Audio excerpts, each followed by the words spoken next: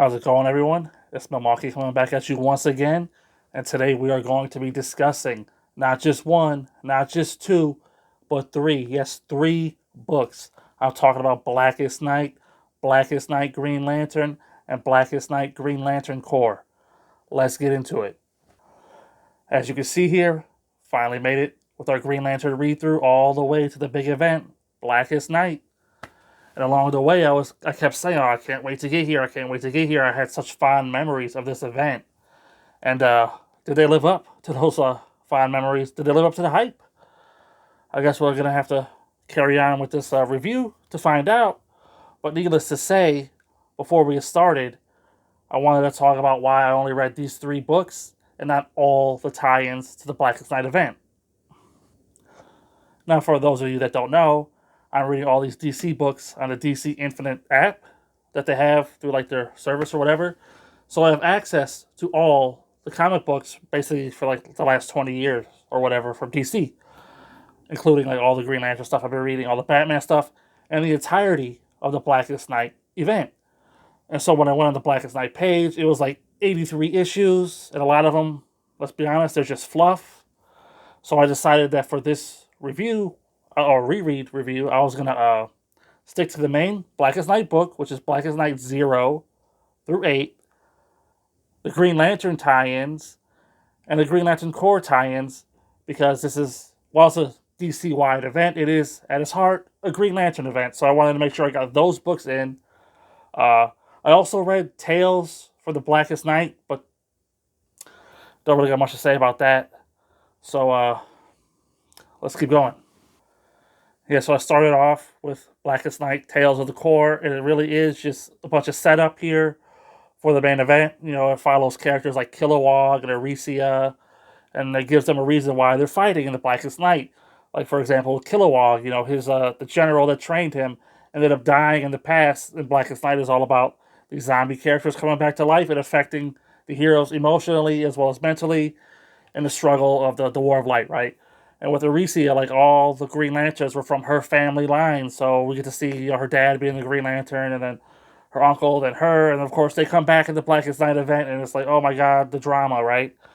I would say skip these issues. Not really much there. Although for issue of Green Lantern number 43 is a revised origin of the character of Black Hand. I have wrote down here in my notes that it's like a 5 out of 5. So if you want to seek out that issue, go ahead. It's great stuff, that issue. But other than that, the rest, you can skip it. And here we get like the little preview, the teaser, Blackest Night 0. It's just, you know, Hal Jordan and Barry Allen. Barry Allen, who I guess was resurrected in Final Crisis, but again, I didn't read Final Crisis this reread, so I forgot that. I was expecting him to show up in Brightest Day, or, you know, Blackest Night, but he's alive already. What are you going to do? And they're at Bruce Wayne's grave, and they're talking about all the heroes and the characters who have died since, you know, Barry Allen's been away. And then, you know, here comes Black Hand, and he starts resurrecting, you know, the people of Gotham with the black rings and stuff. And it's really just a nice teaser, and I guess it's skippable, but you might as well just read it anyway.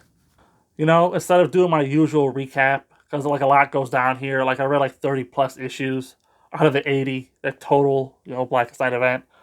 I'm just gonna, you know, breeze through it. You can read it yourself. I don't want to spoil too much for you. You know, it is one of those things that you should read if you're interested in comics. So I'm just gonna like breeze through it. I hope you don't mind. The first half of the Blackest Night, like issues like 0 through 4, is all about the Black Lantern charging up, because when it charges up, as it charges up, you know, by creating new Black Lanterns, you know, people getting killed, becoming Black Lanterns. You know, it starts out like 0.0%, and it goes up and up and up. When it reaches 100%, the big bad ultimate villain Necron is finally summoned. And when Necron is summoned, he resurrects a fake Batman, and that Batman, he vomits out black rings, and those black rings go to the characters who were previously dead in the DC universe, who happen to come back to life. So characters like Superman, Wonder Woman, you know, Hal Jordan, and Barry Allen, they're able to outrun the black rings because, you know, they're the hero characters of this event.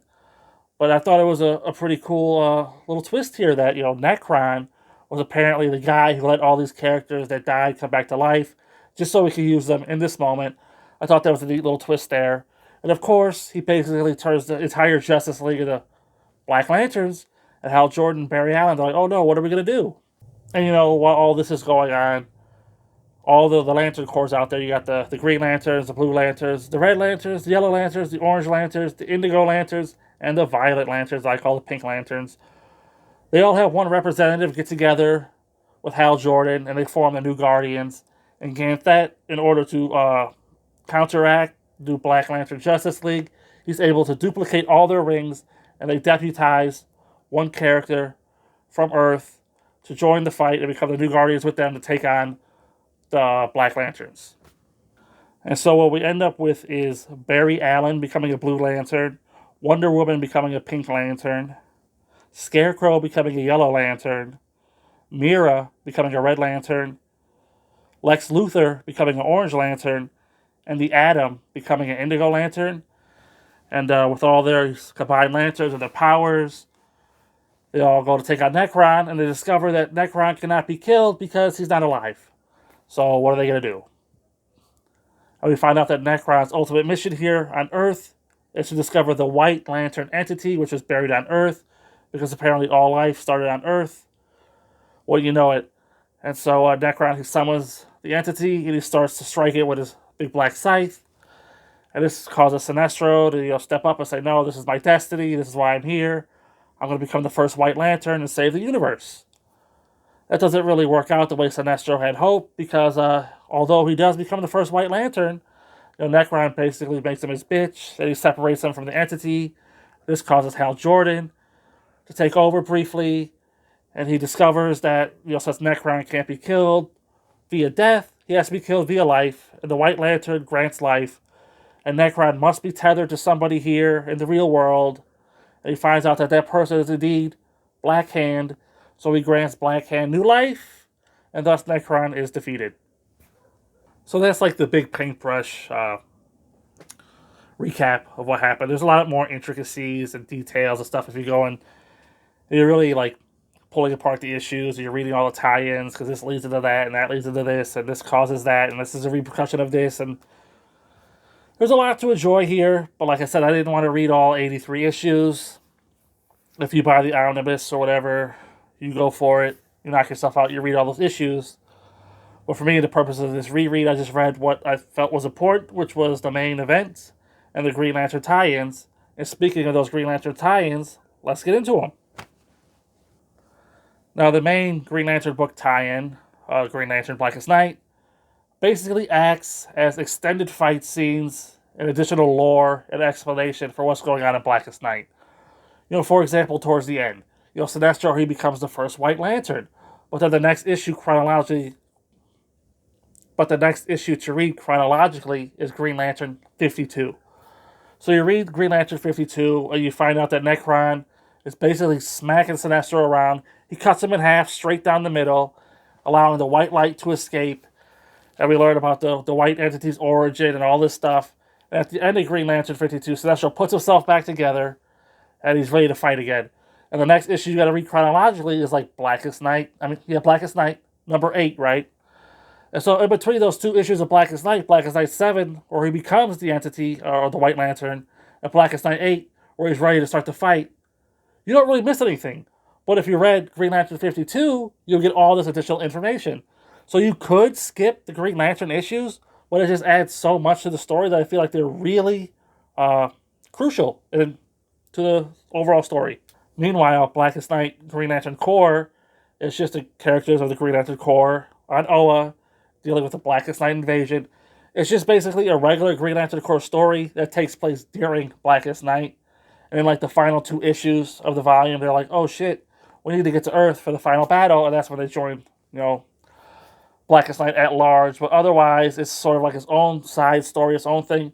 But a lot happens in it. You got the death and resurrection of Kyle Rayner. Guy Gardner becomes a Red Lantern. So yeah, I would recommend Blackest Night Green Lantern Corps, but it's not as crucial as Blackest Night Green Lantern is to Blackest Night. And I can't really speak for any of the other tie-ins. I started to read Blackest Night Batman, but as I was getting into it, I was like, oh, it's all about Boston Brand, the Dead Man character, and I just didn't care. So I was like, I'm not going to even bother with these. So that's why I decided to skip it, because I did intend to read everything, but I was like, I'm just going to stick to the main stuff. If you guys want to go out there and explore it yourself and read it all, like, by all means do it. But it's not necessary. As most of you comic fans know, a lot of these events is fluff, cash grabs. Uh, so read at your own peril, right? Buy at your own peril as well, I guess. As far as some dislikes that I had about this event, what I disliked about it the most was the fact that it was an event and this reread. And what I mean by that is, if you've ever read any DC events, then you know that they tend to focus on characters that you don't really care about. It's like the book starts off, why am I reading about Hawkman and Hawkwoman? Why am I reading about, Martian Manhunter? Why am I reading about the Atom and Firestorm? These characters that couldn't hold their own titles. Why do I have to read about them? I just want to read about, the big heroes. Where's Superman? Where's Green Lantern? Flash is here. This is like basically a Flash book, if you think about it. But it's like I'm reading about all these other characters that they're forcing them in, making them more important than they actually are. And you just could care less. You get the same thing with like Crisis on Infinite Earths, or Infinite Crisis, or Final Crisis. It's like, why are all these side characters suddenly taking center stage? I want to read about the big boys and girls, right? So that really kind of took me out of the beginning of the book. Then, towards the end, you get to the heroes that you want to read about showing up and winning the day, and it's just, I don't know, I just found it to be unsatisfying, this reread. I don't know if it's because, like, back in the day, when I read it, I was, like, in the trenches. As the issues were coming out, I was all about it. And on this reread, it took me, like, 2 weeks to get through it. There were some days where I picked the books up, I just couldn't be bothered. I don't know if it was because I'm burnt out on Green Lantern, or if it was just not hitting the same because it's, like, irrelevant, because, like, so many reboots ago. But it's when I was reading comics, so I was excited. To get back into it. And it just fell flat. I don't know what else to say about that.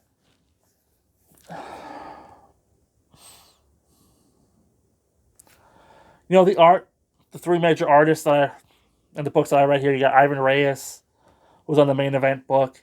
You got Doug Mankey, who was on Green Lantern, and of course, Patrick Gleason on Green Lantern Corps. The art all throughout was great.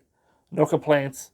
Patrick Gleason coming through with that gore that he's known for, at least here on this channel, because he draws the most violent stuff out of everybody. And I guess, hindsight being 2020, right? This whole event leads it to Brightest Day, which is a whole other thing that I guess I'll get into when I read Brightest Day. But the fact that it leads it to Brightest Day, and Brightest Day is garbage, kind of sort of hurts this event, like retroactively, in my opinion, right? You can read it off the shelf and just enjoy it for what it is. But for me, knowing what's coming next, it's just, I don't know, because the book ends with the White Lantern, falling from the sky, landing somewhere in the world. If I recall, Brightest Day is like a race to get to that the White Lantern or whatever. Really forgettable, and Flashpoint's right around the corner, so it ultimately means nothing. I don't know, I'm just feeling down about the book. Surprising me more than anybody out there. It's not bad, it's just, I don't know, not relevant, I don't know. Not crucial reading.